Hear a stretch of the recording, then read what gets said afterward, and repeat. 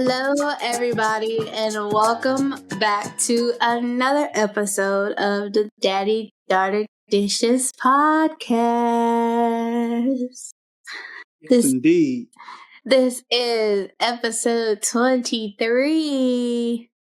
The MJ edition. This is the MJ episode. I knew you was going for it. I just knew it. I've been waiting. When we got to 22, I was like, ooh, which one? What are you going to do to 23? There it is. You already knew. You Yeah. already know. You could have went with the year episode. Nah. You said no. No. MJ all day. MJ all day. For those who are new here, welcome to Daddy Daughter Dishes.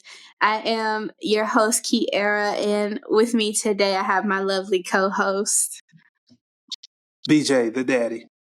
He is the daddy, I am the daughter, and this is Daddy Daughter Dishes. Ooh. That's right. So, episode 23. We are 23 episodes in this thing. How have you been since we last spoke? Well, how do you feel about being 23 episodes in? 23 like man. Jordan. Like, we the GOAT of this thing. Like MJ, like I say all day. No, I feel good. Like we continue to show love, bring love, express our views. Just talk about what we feel about certain things, man. It feels good to do that, and it feels good to share it with the world.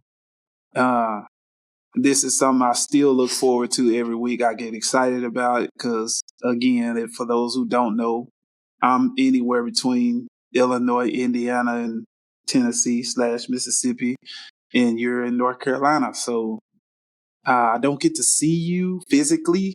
So, I get to see you and talk to you and engage with you on a weekly basis on this platform. And it's something that I just enjoy thoroughly.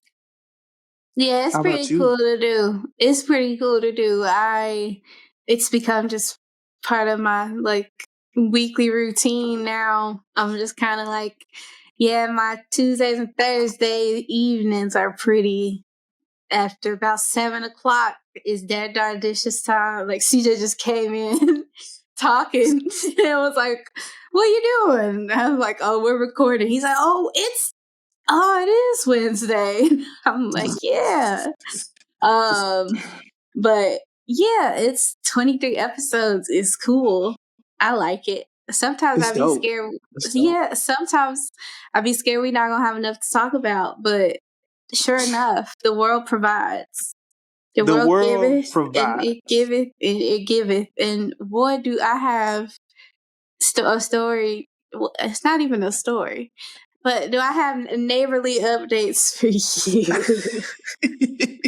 I've been waiting for this, y'all. She hasn't told me what's going on. She just kind of put it in the notes that she has an update on some goings on. Yeah, some goings on kerfluffle that took place in the neighborhood. A kerfluffle. So I'm gonna start with the non-interesting details. So we went to see Beyonce, which I'll touch on in a second. So I went to see Beyonce, and while I'm there, I'm just kind of focused on Beyonce. CJ had texted me to make sure I made it and all this. And so in the midst of those text messages, he had also texted me to tell me that our neighbors were going to have an RV over this weekend.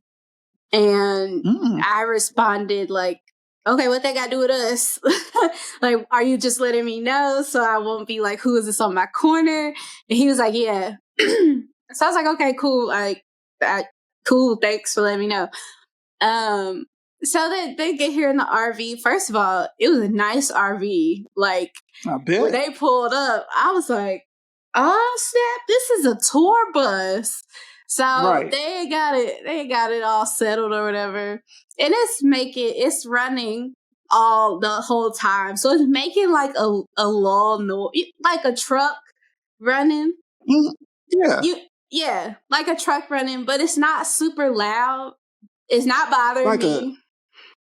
Was it like a generator unit, maybe? Yes. I got you. Yeah. Probably was so an APU unit. So like a light lulling. Like to me, it helped me go to sleep. But to one of my neighbors, she could not sleep because so they were here for 2 nights. And then the third night, I don't know what time they left, but I woke up the next morning and I was like, oh, I guess they left. I hope they had a good time or whatever. And then Miss Pat had called me the day before and I had missed it. And she had said, hi, Kiera. She texted me this at 10:14 p.m. She said, hi, Kiera. How are you? I had to call the police for those people with the RV. I couldn't sleep last night, and the other neighbors couldn't sleep also. So the people asked them to move. The police told them to move the RV. I said, thanks for letting me know. They weren't our company. They were here for our other neighbors.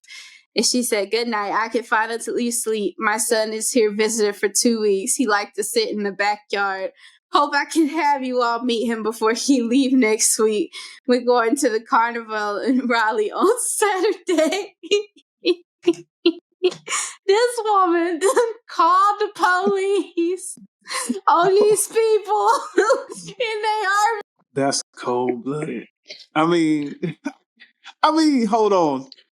It seems like it's petty, but if you're not accustomed to like RVs or like generators running in your neighborhood, I can see that that would cause you not to be able to sleep.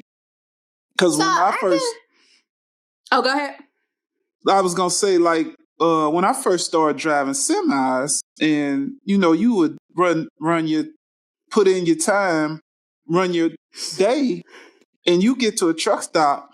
And back in the late 90s, early 2000s, you park next to one of these semi-trailers that's got the refrigerated units on it.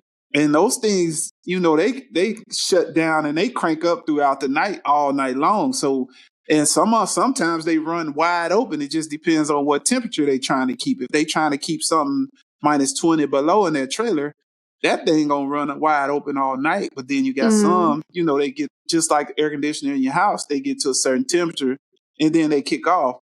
And then when it gets to that temperature or below, it'll kick back on. And that took some getting used to. So I can, if somebody's not, and that was one of those, and even though it's like an alternate power unit, APU unit on the side of a semi, those things they run real quiet, but it's still some noise. And if a person is not having that noise, I could see where it would cause them some anguish as far as getting some sleep, especially in their neighborhood. To call the police, like, especially when you talk to the neighbors, you have cell phone numbers. It's easy to just send a text and be like, hey, could you ask your, it's third night. I need some sleep, blah, blah, blah. Right. Then if they act the ass, then you could call the police. But you just went from 0 to 100. And what was so funny was the fact that day before the night she called the police, we had Steven, one of CJ's line brothers, over because he's moving to Nashville. So he came over and I cooked dinner. And so he came over one last time before he leaves for Nashville.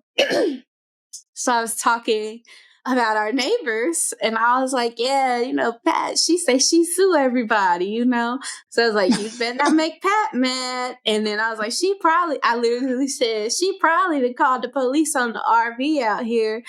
And sure enough, lo and behold, she had called the police on the RV out here.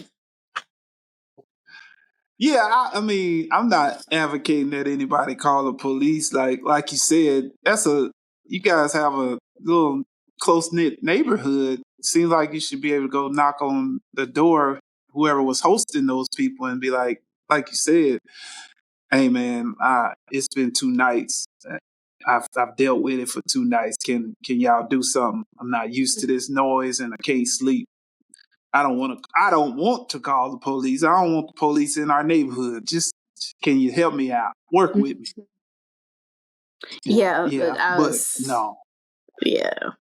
So then we did damage control, and I sent the screenshot to CJ, who then texted our neighbors so that they knew that we weren't the ones that called the police, because we don't need no unnecessary animosity. And I said, we're gonna nip that in the bud right now. I got the proof,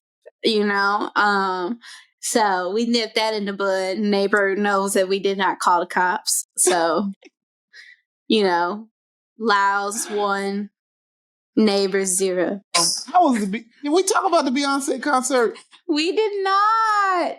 She was lovely. Well, she was lovely, but I didn't really get to see her because I was in the nosebleeds, and the people in front of me were just like, in the nosebleeds, you're sitting because you can see while you sit, and everybody standing up. is standing, and I'm already dizzy because we in the nosebleeds, and I'm like, I can't really stand like that. I'm asking people, can y'all sit down, please? So for most of the concert, I was looking at somebody's phone screen while they was recording, and I'm just like, well, I mean, hey. And occasionally I would get up, and I was trying not to get in the way of the people behind me. So, but from what I did, try to be courteous. But from what I did see, it was amazing. The mic was on. She was singing, and it just it felt just so magical. And I said, yeah, Beyonce not beating them Illuminati allegations. Did you say she not beating them? Mm-mm. She in the mix of it, huh? I don't believe she is, but damn it if she don't be putting hella things in there that could be seen and interpreted as some symbols. I said, damn, Beyonce, I know about like 6 portals up in here. Where you taking us to? I'm like, where we going? I said, yeah, she not being Illuminati allegations. And sure enough, I get on Facebook and someone was like, don't take your kids to Beyonce's concert because she's creating portals. And I said, okay, that's enough. Somebody's been doing too many drugs. But yeah, the show was amazing. I just really enjoyed seeing people dress up. And I enjoyed dressing up too. Like, I had on this nice like bodysuit, and I had on some scrubs. They was pink, and they didn't look like scrubs, but they was scrubs, like nurse scrubs. And I wore my panda dunks with them, and they were so cute. And like, people was complimenting me, and I was like, thank you. But it was just cool to see everybody get dressed up like for a club renaissance. Gotcha. Yeah, the mic was on. Beyonce was singing. Blue came out, did her little solo, looking just like Beyonce and Jay-Z. That don't make no sense. A perfect mixture of those two, huh? Yeah, it's a little scary. But yeah, it was a great show. Like, if I had to, I actually had thought about maybe going to see her again on a whim. And just buying like some better seats.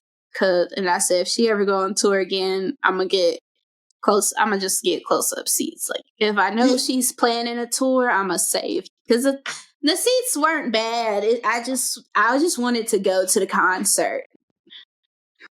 I get it. Like, I get that, because when I go to a concert, man, look, I'm on, because I don't do that kind of thing often. But when I do, I'm gonna get my money's worth. I'm probably gonna pay more than what most people be like. They'd be like, that's crazy, I ain't paying that for that. And me, I'm like, I don't do this often. So when I go, I'm gonna make sure I got some great seats. I'm gonna make sure I can see what the hell's going on, what I came to see, and not, the thing that my first experience was when we went to a Dallas Cowboy football game. after they built the new stadium. And, before you get there, a couple years while they was playing there, all you heard about was the huge ass jumbotron screen there. And we went to see them play. This is Michael Vick was still playing. He was playing with the Eagles at the time. And that's who they were playing that day. And I had to catch myself because I was there sitting. We had some seats in the mezzanine area. Like, they weren't nosebleeds by any means. They were decent seats. And I caught myself just looking up at I'm watching the game on the damn TV. I'm like, watching on the big screen. Yeah, I'm like, well, I could have stayed at home if I'm gonna do this. So I had to check myself, and I, try to make it a point from that point on. Like, when I go to a live event, whether it's a concert or a game or something like that, I'm gonna have me some good seats. And if I just gonna have to fork over that money, because hell, you get nowadays the nosebleed seats ain't even cheap. Everything is super expensive. Okay, and then it was like, nosebleeds is like the ghetto. So I said, if Beyonce ever goes on tour again, when she go on her final tour, I'm gonna be like, okay, let me get my floor seats because I need to see Miss Girl up close. But yeah, we had a good time. We left because we were in the nosebleeds. See, this is why I love finding my people, because I went with Brittany, and Brittany, she just started a new job. Shout out to Brittany. Because she said she wanted the job. She got the job. She got the pay raise. She's doing her thing. And she just bought a house. But so we both are like anxious in crowds. So we were both planning our exit of the concert before the concert was over. So we were both kind of like, you want to head towards the exit now? Like, she about 10 minutes before the show is over. We can miss a little bit of the show if we gonna get our sanity back for the night. And so we was like probably the first ones to leave. They had people driving golf carts like within the downtown or the uptown area.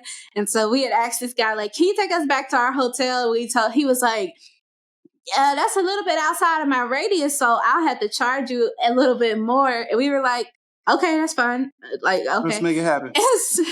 So we was like, how much we owe you? And he was like $20. So we gave him 80. I think we ended up giving him $80. And he was like, oh, wow, thank you. And I was like, have a good night. Have a good one. And so that was a fun moment. Then we went to sleep, and then we had breakfast at like a cool diner, and then we came back, and I was back in my groove. But I was sick because we recorded the day before I went to Beyonce, and so I was still dealing with that. So I was still sipping on some tea and sucking on some cough drops. Trying to catch up with your runny nose. And she fast. She is fast. Well, yeah, how was your week? Papa's 75th birthday passed. First of all, time is not real because time is not real. Time is not real because how is it already mid-August? It was just March. Right. Time is definitely seems to be zipping on by because it is moving. And it's moving at a fast pace. Yeah. I read a theory about it, which it makes sense, but I ain't gonna go into it on the podcast. But as you get older, time does move faster. Tell me about it. I will come more prepared to explain it in the next episode. But yeah, prepare to be wild. But yeah, I saw that y'all did a little something for Fari's 75th birthday. What did y'all? Who did something? Didn't y'all go balloons or something? So it's funny you say that. Wait, what? Y'all didn't go let go of balloons? This is gonna be hilarious. So I saw that same video on social media, and I was mad as hell. So I got in the group chat that morning. Hold on. Hold on. The following morning. Now I'm mad. Look. So I saw that same video and I'm sitting there thinking, I'm like, hold the fuck up. I said, ain't nobody said nothing to me about a damn balloon release. So I'm in the sibling group chat the next morning. I'm like, so, how was the balloon release for Daddy's birthday yesterday? And nobody said anything. And until Uncle Dave was like, he said, bruh, I think that was old. I said, so I was like, I had to go back and I had to really break down that damn video because I was like I was like, hold on now, look. I said the only thing that kept me from going ape shit on a couple people in our sibling group chat was the fact that Kemon's old car was in that video.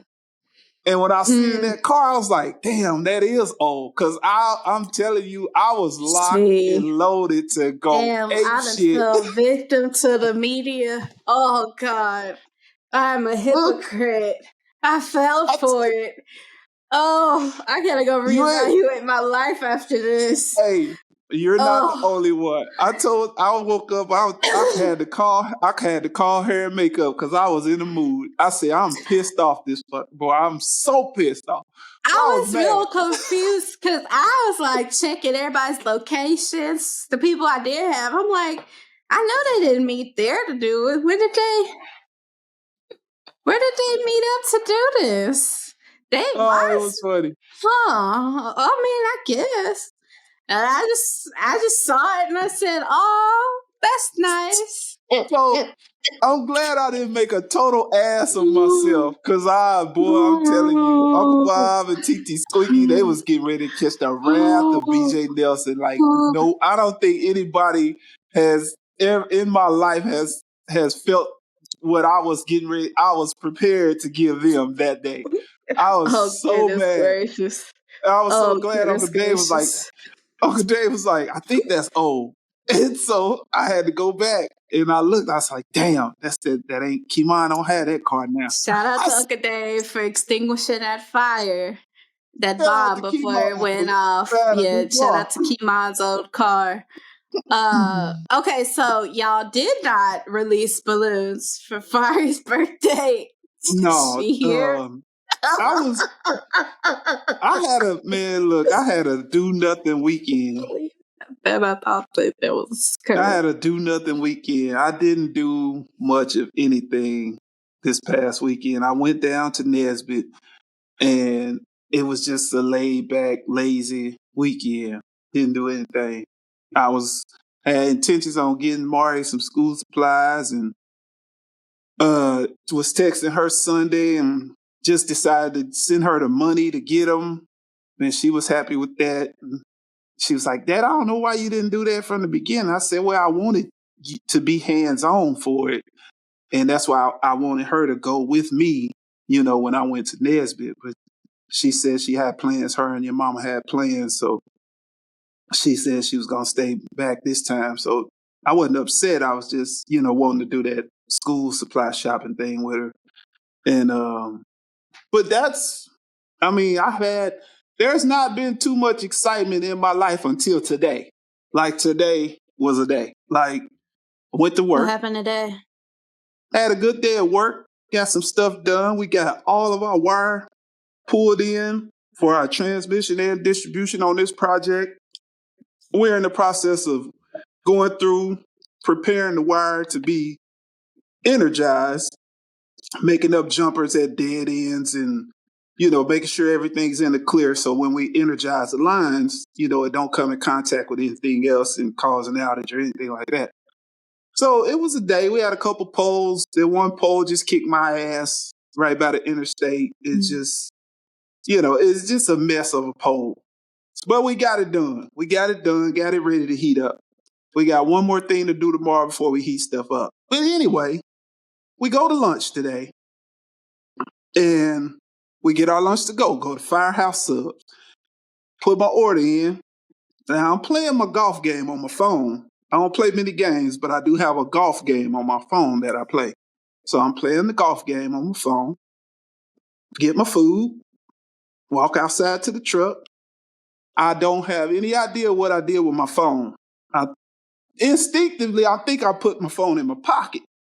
So I don't think nothing about it. I got my sandwich in my hand and my chips in my hand. Get in the truck. We go back to the work site. Finish out the day working because I don't take my phone in the air with me. I leave it in the truck. So I'm not thinking anything about my phone till it's time to go. We get done. It's time to go. So now I'm like, make sure I got all my stuff. Where's my phone? Can't find my phone. Jamel's like, man, I was just texting you. I was like, bro, I can't find my phone. He's like, what? He said, you want me to call it? I said, hell yeah, call it. I ain't hear it ringing. So the apprentice was in the truck with me. He had called it because he knew I was looking for it. He called it. I get back in the truck with him. He's on the phone with somebody who answered my phone. Who answered your phone? Some lady said she found my phone in the damn street by Casey's gas station. And I'm like, I ain't been to no gas station, Dad. I ain't been to Casey's. So I'm like, how you? She said, I just, I found this phone. I said, can I meet you? I need to get my phone. She said, yeah, I live over by the mall. There's a Taco Bell there. You can meet me there. I was like, great. Give me 30, 45 minutes. I'll be sitting there waiting for you. So we go finish the day, take the trucks to the office. I get my pickup. I go and I'm sitting in this damn parking lot. I get to this Taco Bell parking lot about 10 after 5, and I'm just waiting. Now I said 30 to 45 minutes. It took me 20 minutes to get the truck to the office and get my pickup. So I'm like, okay, where this lady at? So I almost took a damn nap, and I'm sitting there. I think the lady didn't show up to like 5:45. And mind you, I got there at 10 after 5. So I was sitting there thinking, why? I said, you know what? It's one thing to answer my phone and tell me you're going to meet me to give me my phone. And now I feel like you're fucking with me. I was kidding. You was gonna go get angry, man. The crazy part about it is the Taco Bell was right next door to the Firehouse Subs where we ate lunch at today, where we got our sandwiches at. So I was like, fuck it, I'm gonna go in here and see if somebody fucking around. I might have left the phone in here and they just playing. I said to myself, but as soon as I leave my truck and walk over here to the Firehouse Subs, the lady gonna show up. Sure enough, I locked my truck up. I started walking across the parking lot, and someone was like, man, look back. I look back, and there's a gray Honda Accord. The lady said she had a Honda Accord. A gray Honda Accord sitting right there, had just pulled up. And I'm like, I bet that's her. So I turn around, I walk back, and I said, are you such and such? And she was like, yeah. I said, you got the phone? She's like, yes. And I just thanked her, got the phone, thanked her. I would have hugged the lady, but I was too sweaty from work. And I got her Cash App, and I sent her a little thank you offering for being a good Samaritan and turning my phone. Because she didn't have to do that. I mean, she could have. She didn't. She didn't. I was very It sounds like it was going down one path. I said, Dennis, you sound like he's going to get set up to get robbed. I thought that too, because you know what? I was sitting there, and out the corner of my eye, I saw some unsavory looking characters walking towards my truck. And I said, man, today ain't the day. I said, I hope this ain't what. No, I ain't have my folding chair, but I was ready. But they was on their way to work. They wasn't paying me no attention. Well, shout out to that good Samaritan. Yeah, shout out to the lady. I ain't gonna say her name on here, but I sent her a gift to try to show my appreciation for answering the phone when we called it to let me know that she had it and being willing to meet me to give it to me. That was pretty cool. Now, do we need to get you a phone clip? Why? What did you do with? Why was your phone not in your pocket? You just putting your phone anywhere now? So I tried to retrace my steps. I think when I came out of Firehouse Subs I don't know why, because my phone should be in my pocket anyway. But somehow or another, I must have put the phone on top of Jamel's toolbox on his work truck. Because the lady said she was behind us when we turned at that Casey's, and the phone flew out the back of the truck, and she stopped and picked it up. And I guess we had went on down the road, and she didn't follow us or couldn't follow us or whatever.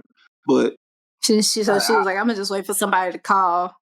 Yeah, she said she had put she said there's an Evansville group, Evansville Moms of Evansville or something. She said she had took a picture of my screensaver, my lock screen, and posted it on there asking if that, if that phone belonged to anybody. I said, ma'am, I appreciate the efforts. I said, but I'm not from Evansville, so there's probably nobody's gonna see that and know who I am.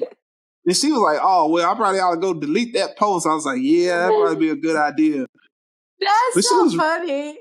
She was real nice. Your phone could have easily fell into the wrong hands of an Evansville citizen, but it fell into some good hands, and it was well taken care of. Yeah, well, that's good.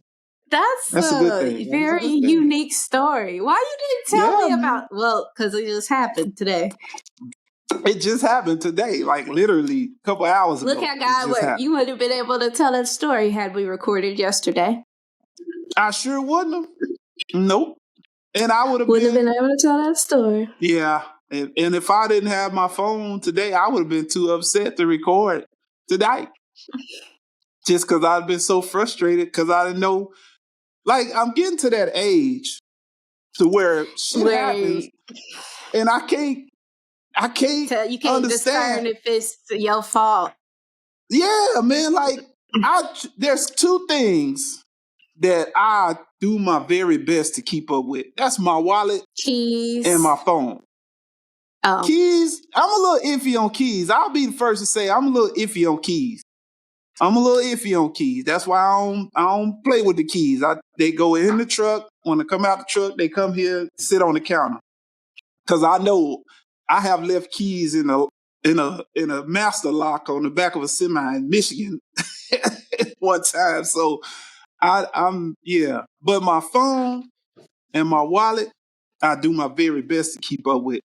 And if I can't retrace my steps to try to figure out what happened, that's a problem up here. I'm like trying to figure it out, and it just is very, very frustrating when I can't retrace my steps and find out what I did.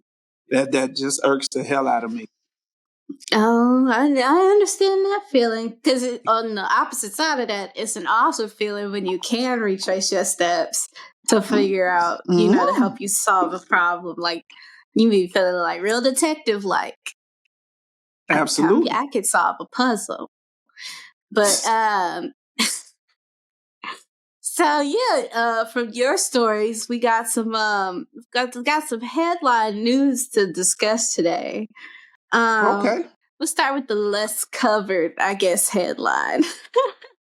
Okay. Illinois just passed a law that protects child influencers. This law requires that a portion of the money of anyone under 16 makes on monetized online platforms, including in their parents' content, be put into a trust for them until they turn 18. The law is the first of its kind in the U.S., but other states may follow.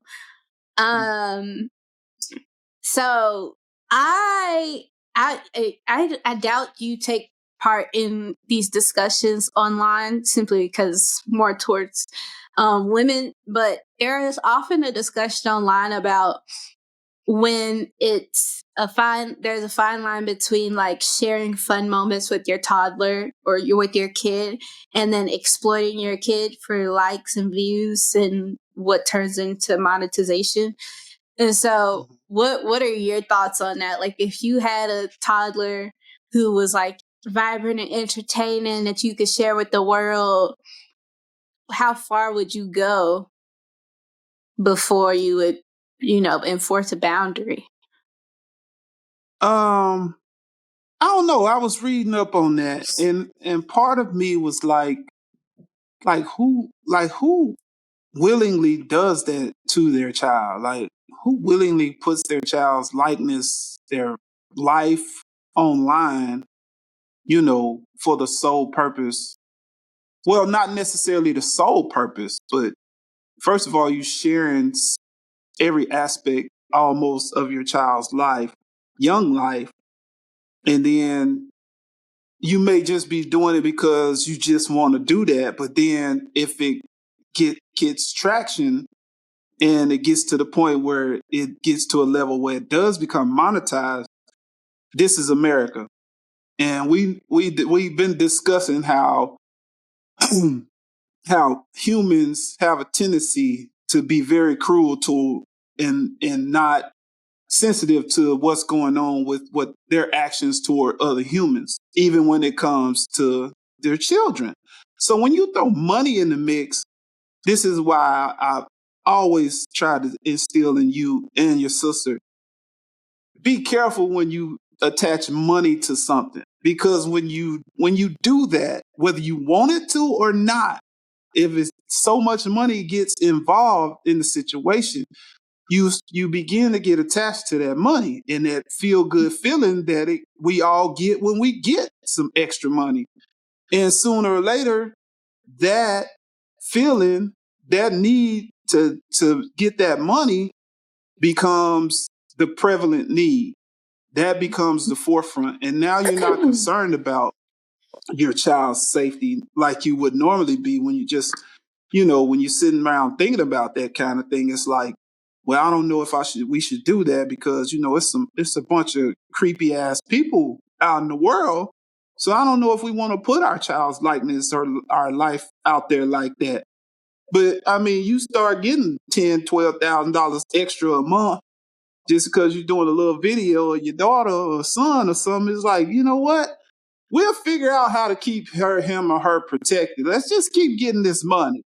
Let's just keep getting this money.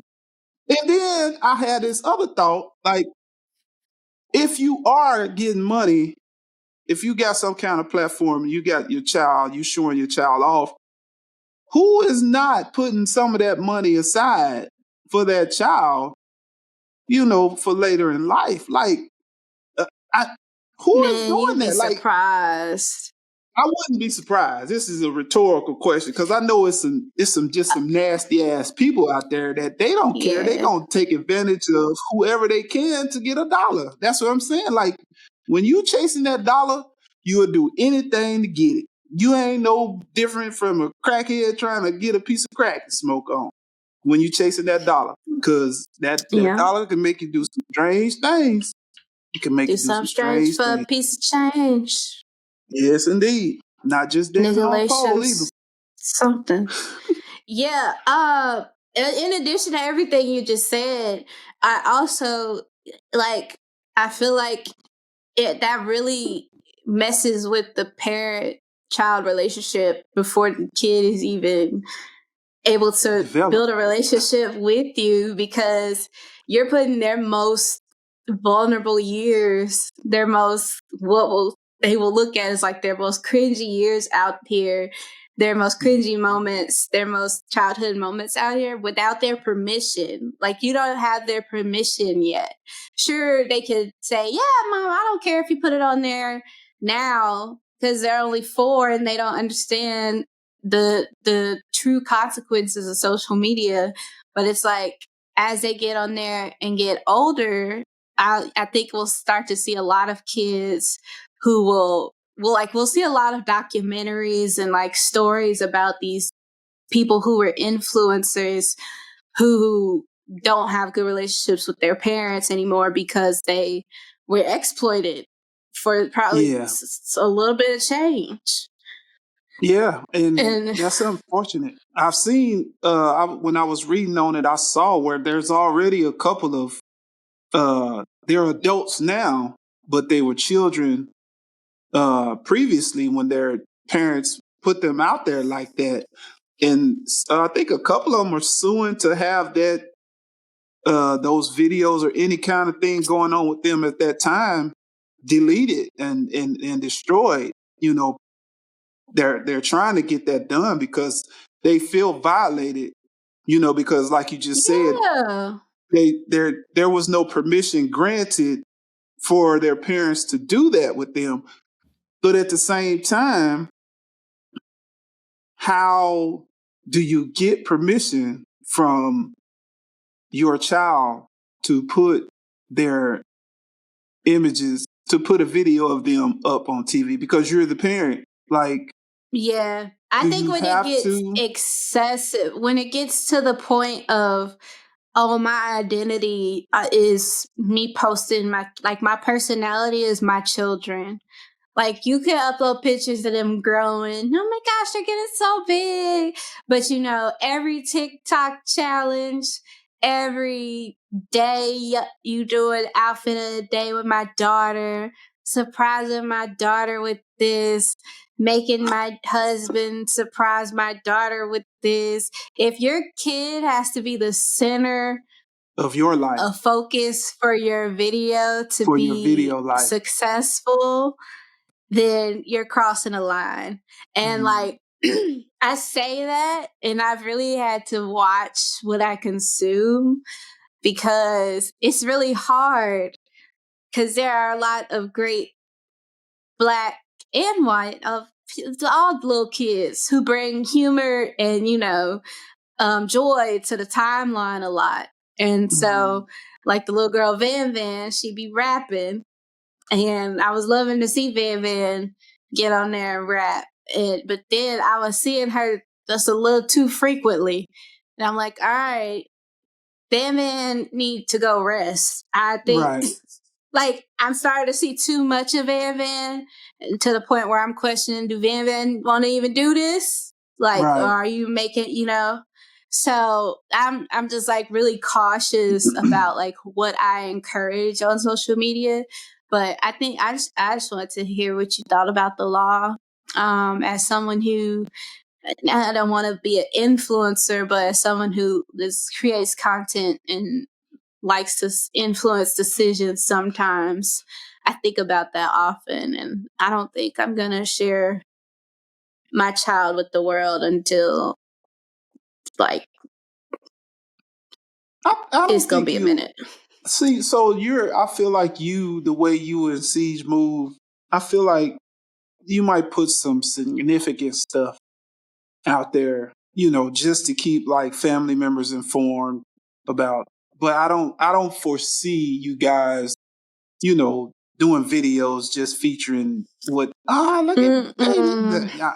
I just don't see y'all doing that. I mean, none that will be posted. Like we'll have our private collection of like, we might send in a family group chat or something, but hardly anything will ever make public social media in that, you know, with the focus of a child. Like, I'm already gonna be extra protective in the first place. So and Pawpaw gonna be right there. So probably both Pawpaws gonna be right there. I'm like, nah,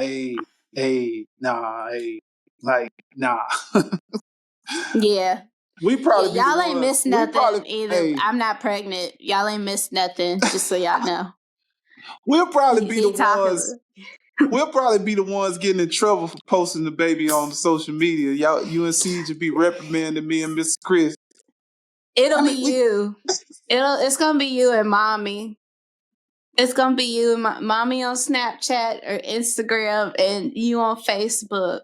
Yeah, I already see it. I'm probably gonna be the only person still using Facebook around that time. And Mari, you and Mari. You and Mari. But you know, talking about that law, overall, I feel like that's probably going to be a good law to keep the kids protected. But it's probably also another way for the state of Illinois crooked asses to get their hands in on some revenue somehow. But you know, the idea behind the law is, it seems like it on the surface and everything I read seems like it's a good idea to do. And that kind of, I wonder how hard it'll be to enforce. Like, I wonder what that looks like. What does it look like to check in on they that? talked about that in what I read, because there's no agency at this point that that can even enforce it. One of the people who's advocating for similar laws, I think out on the West Coast somewhere, and that person's only 16 years old. They was happy about shout out to the young ones. Shout out to the young ones, bro.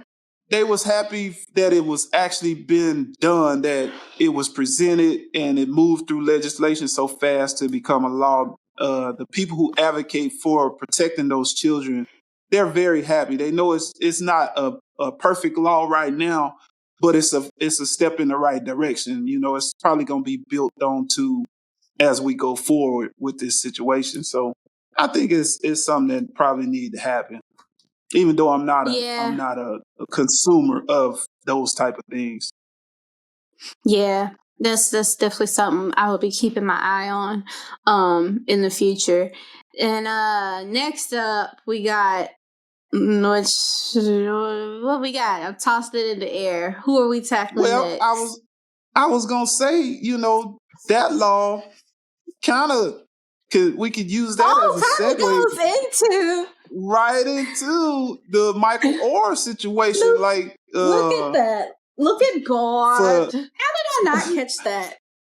I was wondering. I thought you was gonna throw that. I thought you was gonna loft that up to me just so I can knock it over the fence. I worked so hard at work today. None of my brain juices is in here. I need to recharge. That's okay. That's why I'm your co-host. But that's how you my co-host. That leads us into the Michael Orr situation, which I think this past Monday. For those of you who don't know who Michael Orr is, he is the subject of the movie, if you remember, the Blind Side movie, where a big old young black guy was he was brought in and welcomed by a family down in Mississippi, somewhere. And they helped him through high school, helped him through college. And he eventually made it to the NFL, became an NFL star, and had a good career in the NFL. And all that time, according to him in his lawsuit, you know, he thought he was legally adopted by them, but according to him and his attorney, that family just duped him into signing a conservatorship. Is that what that's called?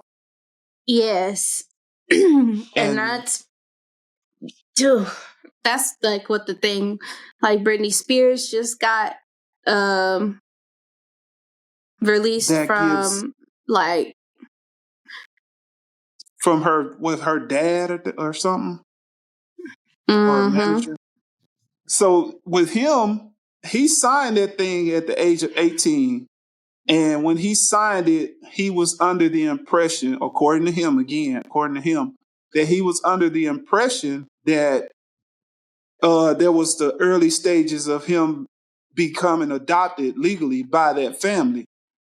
Mm-hmm. But in filing that lawsuit, his attorney, they went back and they looked and they realized that they just had him sign himself into a conservatorship. And what that is that gave them legal right as his power of attorney over anything he decided to do in his life. Like he can't go sign contracts. He can't do anything without them approving. Even today, like he's 37 years old and he can't do anything with his life, his name, his likeness without getting their approval.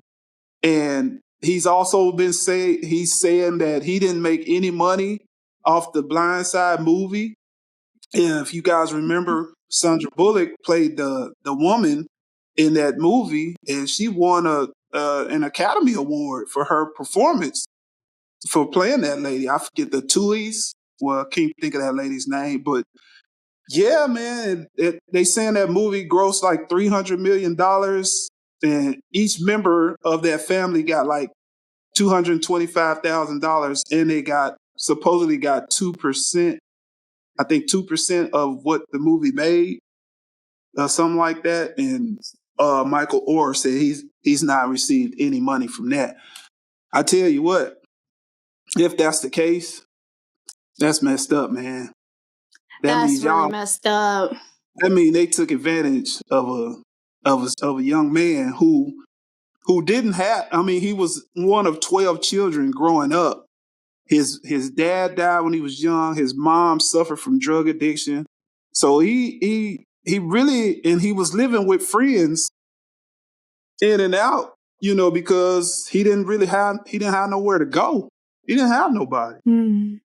And for somebody to, if them people did that to him, man, that's just messed up, man. That's some low down stuff. But they're saying that's not the case. I don't know. Well, time will tell on that, I guess. What do you think about it? Yeah, time will absolutely tell. So I wasn't shocked to hear this because I can't remember where I'd read it or heard it, but in another interview or in a book he wrote or somewhere, he has talked before about how The Blind Side, he hated the movie. He hated how it depicted him and how it ruined his career. It made him seem like he was unintelligent. Yep, it made him seem like he was just a charity case. So I thought this was really just another one of those stories coming up to surface. But after reading more into it, like if they intentionally had him sign and had his family under the impression that they were signing adoption papers and were instead signing over his life basically and was signing over a conservatorship, like that's should be against the law. I feel like it is like misrepresentation of legal something. I don't know. Shouldn't there be a fine? It probably should be, because a couple of things I read on it says that Michael Orr at the age of 18 did not display any kind of physical or mental deficiencies that would require a conservatorship to be signed on his behalf. So the attorney was kind of confused, like, why would you even be doing that? That didn't make a lot of sense to them, because I guess those things only get signed on a normal basis when people can't really care for themselves or take care of themselves. So I don't know, man. Like, that's just some. I don't know those people's intentions. It's just some unfortunate stuff that has taken place to that man. It seems like. What do you think about? I've seen discourse about people asking, if the story comes out to be true, should Sandra Bullock have to give her award back? Now, I don't know what this correlation has to do with this. That has nothing to do with. She has nothing to do with the actions of those people. Like, that's kind of that cancel culture shit coming to first surface. Like, we gonna burn this bitch down and we taking everybody with us. Leave that lady. That lady ain't had nothing to do with nothing. That was the director. Hit him with this chair. All the meantime, you ain't thinking about the people who actually did the wrongdoing. You just gonna go after the people who portrayed the people in the damn movie. Like, come on, man. I don't see where Sandra Bullock should be held accountable for anything. I mean, that's just the way I see it. If it turns out to be true and them people duped that man and into that, and he didn't get any kind of proceeds from a movie that was about him, they need to pay dearly. They definitely need to pay dearly, because that's just fucked up. Absolutely. And might need to pay him some back pay to get that man his reparations. But speaking of courthouses and jail and prison, your favorite ex-president got indicted in Georgia. Yet again. Again. So here's my take. Anybody who knows me, who has kept up with me on Facebook since that person entered the political arena, knows how I feel about him, knows that I just feel like he's an absolute piece of shit of a human being. And there's absolutely no way that he should have been allowed to become president of the United States from the get-go, in my opinion, because he's just an absolute piece of shit of a human being. Point blank, period. He still has a huge following. He still has people who, it don't matter what he do, they're going to support him. And that part in itself is scary because it's like, you cannot sit back and be like, all this shit is made up about him. They're just out to get him. Come on, man. Y'all, you got to have an inkling of independent thought in your fucking head to be able to decipher through some of this shit that's not that difficult to decipher through. Like it's not even hard. Everybody around him, he told y'all he only hired the best people. Yeah, I guess if that's the best, it's just a reflection the dirtiest people. It's just a reflection of all your failed business ventures and universities and airlines and all this shit.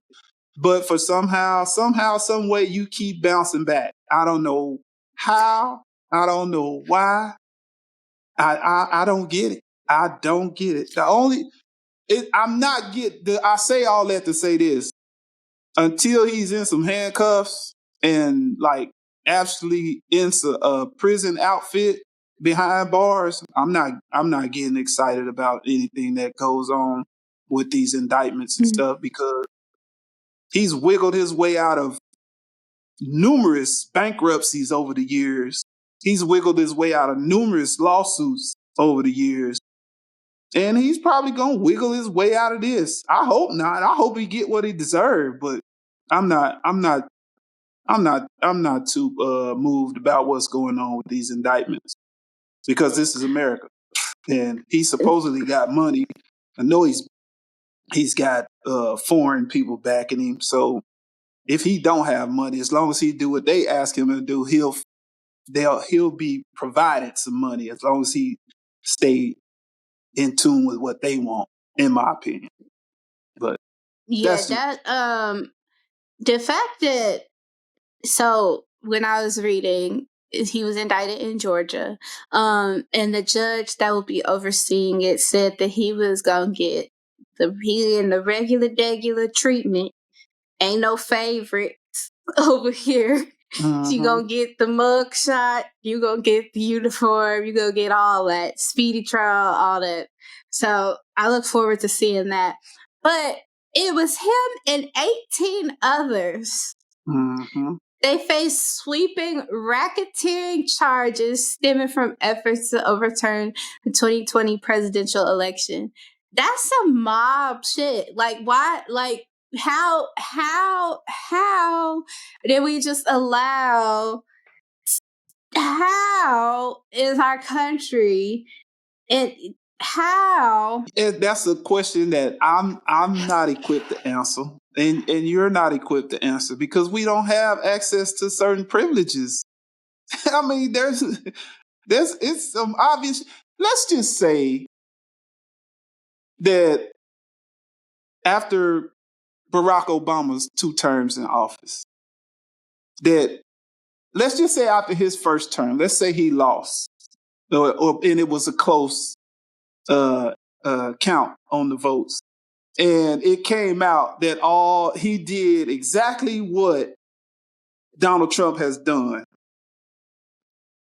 including the inciting that January 6th insurrection, including being impeached twice, including everything. If just say Obama did everything that Trump has done, where do you think he would be right now? They bringing the hard ER out for that one. Yeah. Don't let me get my hands on him. I'm going to hang him up at my tree in my yard. Can you imagine if Barack Obama had showed up in Washington, D.C. on January 6th and told an angry mob of his supporters, which would look like you and me for the most part. It's just hilarious. Tell them, go on down there. They trying to overthrow, they trying to take your country from you. Go down there and raise hell. I'm going to be right with you. I'm going to be there with you. And we went with our iPhones and our drones. First of all, Barack Obama himself would not have been able to summon that many of his supporters to Washington, D.C. without the National Guard, without the full force of every police force, firefighters, and everybody else on standby, ready to go kick some ass. Yeah. There is no way that it would have happened. You damn sure wouldn't have been climbing the walls because they'd have had snipers taking your ass out if you were trying to climb a wall. There is absolutely no way that, and for this orange person to have been able to do that and to continue to be indicted in New York, now Georgia, and I'm sure he got some other stuff coming up. It just boggles my mind, one, that they are still considering him to be able to run for the next election, and that he's there's the so top many candidate people for their party. And that's okay. Since you brought that up, let me finish my thought.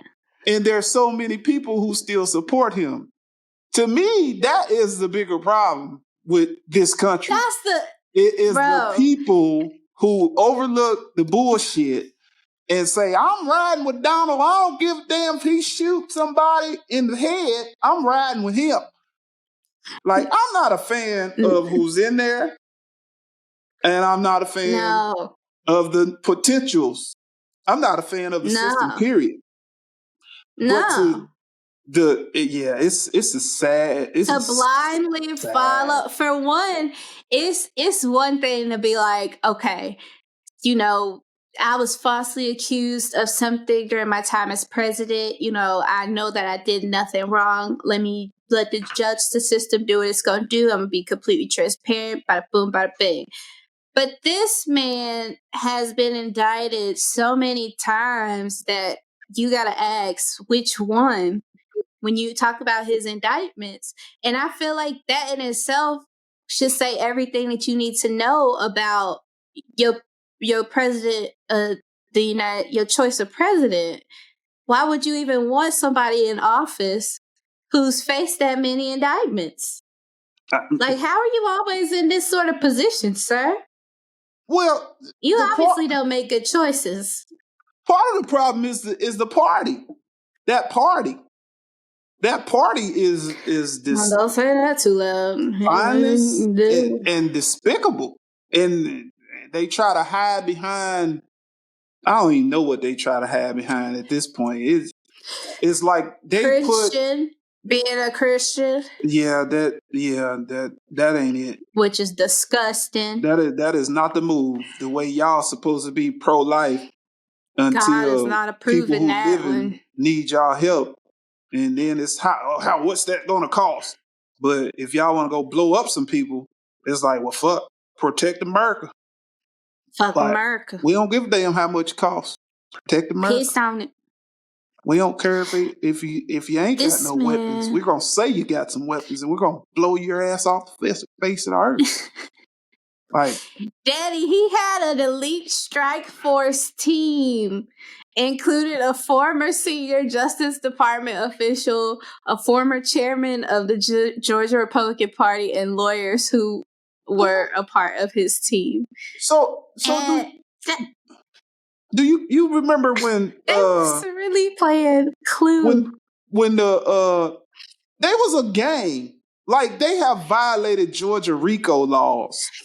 And when I didn't know they get hit with RICO, like he could probably play some Jay-Z bars and they would apply to him.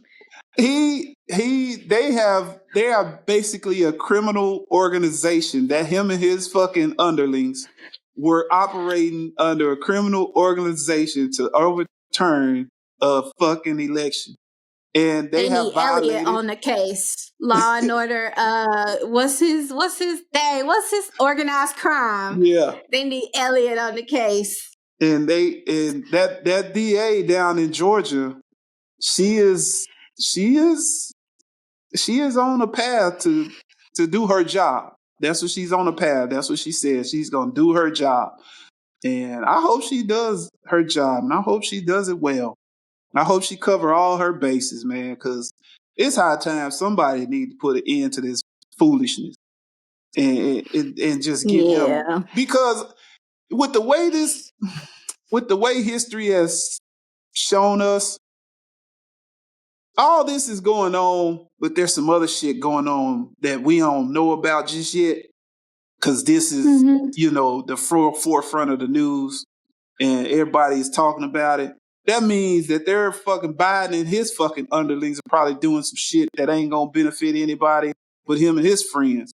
So it's just a matter, you just gotta keep your eyes open, keep sticking and moving, dodging, trying to do the best you can with your life, because you start getting wrapped up in these damn politics and what's going on, you're gonna get lost real quick. Watching, what were we watching? We were catching up on Law and Order SVU last week, and one of the last few episodes of the last season was about this boy. He had coded this platform where you could basically put hits out on people, like in the real world or whatever. Yeah. And so he was like saying, like, he set up the platform and then he was finna kill himself because he was like, you can take me out of the world, but like you can't take this this message that I put into the world. And then that just made me think about the whole Cheeto man. It's like, even when he do leave, when he is out of the picture, it's just gonna be somebody coming right up behind him, and we just gonna do the same shit all over again. This is exhausting. Trying to shit, it's already people there. Are gonna, and people are gonna blindly. This is a funny example. People are probably gonna blindly follow him, just like people blindly follow Joe Biden simply because he came up under Barack. Maybe Kamala Harris need to. I don't know if I think she got a plan. I hope so. And we need a woman in there. I feel like they need a woman. I think she has a plan. I think she might have a personal plan. She's sticking in there. I hope so. You give him some months. She probably preparing to be president herself, if you catch my drift. He already looked like he done checked out. Every time I see him, I'm like, is this nigga still alive? I'm pretty sure she's making the decisions behind closed doors. He's sitting there like, run again? Like, he don't look well. Like, he looks like none of these niggas look well. Everybody needs to go be in the retirement home because we need to lower the age because everybody's old as hell and they need to take their old asses and their old ass ideologies and let the people who live these everyday lives run this country and not these out of touch old ass people. I agree. Grandpa? I agree. I can't imagine my great grandpa running the damn country. I could barely imagine my grandpa running the country. No. I agree. Like, to look at Joe Biden is like, it's like, dude, okay, man, just go sit down. You've been in politics your entire life. Like, you was vice president for 8 years, and you've had a term as president. It's time for you to sit down, bro. It's time for you to just go and into the sunset. Go let your secretary write your memoirs. And just sail off into the sunset, man. It's your time is over because his forehead, dude need to go. Just the optics alone, it's time for you to go, bro. It's time to go. Real quick, enough politics. Shout out to the people in Maui, man. Like, that fire out there. That's some heartbreaking shit right there. And the more you read on it, you get disgusted. You get disgusted. Like they're so this was a weather storm, supposedly, because there was a hurricane hundreds or so miles off the coast, and there was a bunch of winds, and the conditions was just right for one little spark could spread something. And the way that wind was blowing, it just swept that fire over that town and just completely wiped out almost an Just entire town. demolished it. And when you That's so read sad to look at. one of their first line of defense is their sirens, whether it's for a hurricane, tsunami, fire, or anything. The first line of defense for that island was their sirens, and their sirens were not working. Cyrus. And that's a problem. That's a problem. That is a problem, because they said with the power outage, the people wouldn't get the text messages or whatever that might have been sent out. So with the sirens not working, they said if the sirens were working, people living in that area, their first thought would be to run inland because they're thinking hurricane or tsunami. But with the power outages going on, they're not getting the text. They saying even if the sirens were working, people probably would have ran into where the danger was at with the fire, because they were not getting the right message on what to do. I don't know, man. It's just heartbreaking. Like, you talking about 100 plus people that we know are dead, and probably more that they can't even account for yet. Man, people trying to jump in the water to escape. Jumping in the water to escape. That's some scary shit.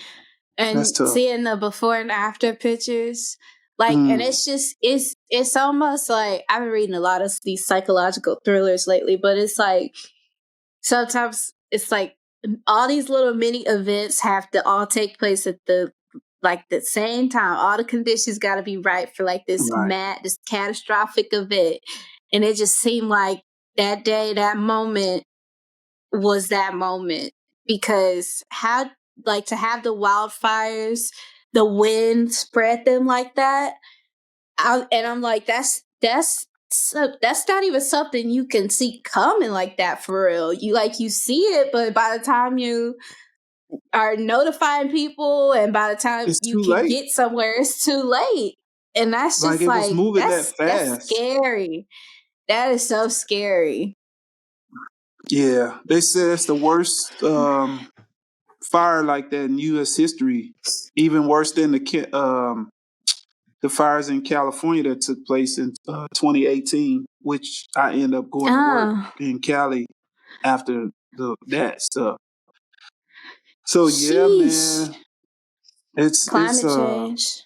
There's gonna be some heads roll though at that power company out there, and whenever they figure out why them damn sirens wasn't working. Because that just... Yeah, because that's some sort of terrorism. I think I don't want to say environmental terrorism, but that sounds like conditions for we do not care about the safety of the people who live here. The violence. And if the power company, I was reading something, I forgot what was said, but it doesn't sound like they were doing what they should have been doing based on those conditions. I don't think they were. So they wasn't putting their equipment on what we call one shot. That means if something come in contact with the line, it automatically kicks out. It goes out of service. And I don't think that they were putting their equipment, their circuits on that one shot during all this was going on. So if something happened, they could have had some lines with the wind blowing. They could have had some poles blow over or something. And if the line didn't kick out, you might have some shit on the ground sparking. And all you needed was a half a spark in those conditions, And there you go. You got what you got, and then you get what we got going on, and that's just so unfortunate. I hate to hear it. Hate to have read what's going on out there because it's just tragic, just tragic. Yeah. So if y'all come across legitimate ways to help the people in Maui, be sure to do so. But go switch to some happy shit. Okay. I got some letters from Dear John. Oh, Uncle's back. Yes. So we actually have 2 letters from him. He said, oh no, sorry, just one. He is replying to our episode. Damn, where's it at? Oh, okay. Last swing low at the Alabama Sweet Tea Party. I do believe y'all onto something with this pod. I enjoy it all and putting out the word for others to watch. That Montgomery Battle Royale was something. I'm buying stock and folding chairs, laughing face emoji. But as far as the people coming together, it was awesome, but in all reality, it could have been prevented. Wakanda was definitely in Alabama that day. I have more comments, not enough space and time. So keep doing this dang thing. It's off the chain. Dear John, out. It's good to hear back from Unc. I knew he was coming back. He had another one on there too. I just saw it. Where did it? Oh, we had a response from Dear John. He y'all might recall he went on vacation and we was missing him. Right. So he replied, he said, "What it do, fam? Dear John couldn't comment due to vacationing. Della and I went to Texas to visit her relatives. We had a great time, covered several states within a 5-day period. Oh, wow. Had some good food, especially Papados.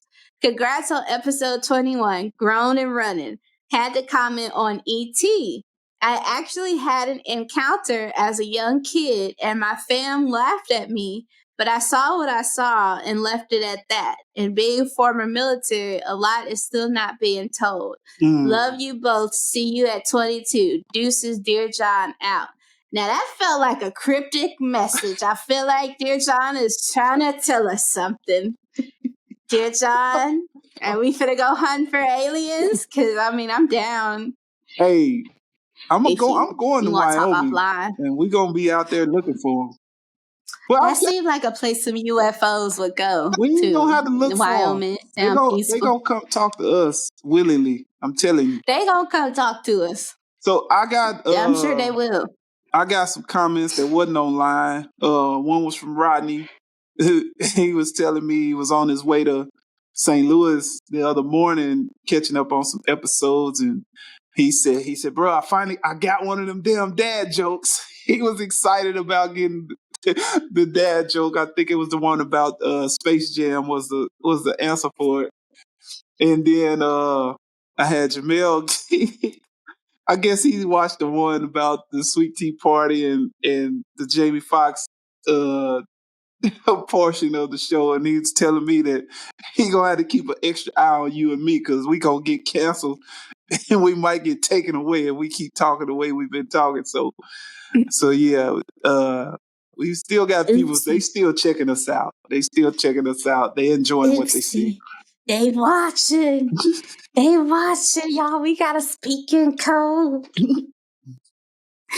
Well, that's what's up. I love to hear from the people. I love the love letters. Like I said, we would love for y'all to rate us on your favorite podcast platform, Apple Podcasts, Spotify, Amazon, whatever you are listening or watching on. Like it, rate it, start, love it, get some more of it.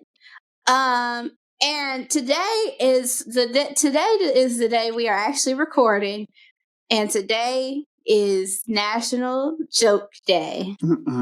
So today I have a specialty of 4. I have 4 jokes for you today. 4 jokes. 4. Let's get with it.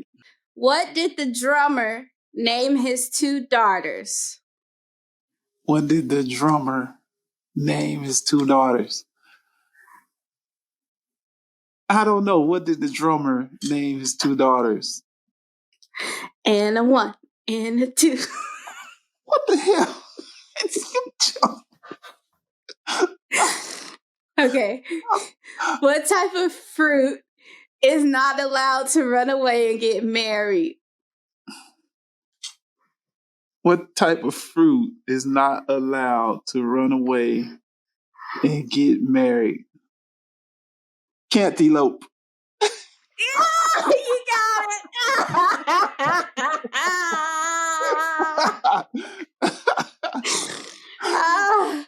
Okay. I see you. Goodness. All right. Third one. What is a tree's favorite soda? Root beer. Bark. Oh, shoot. All right.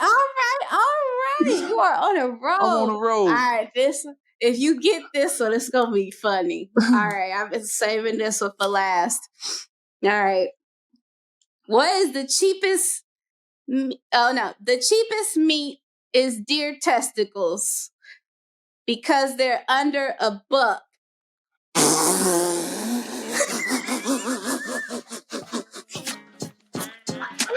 That was a good one. Hey, y'all be good. If you can't be good at it. Under $1.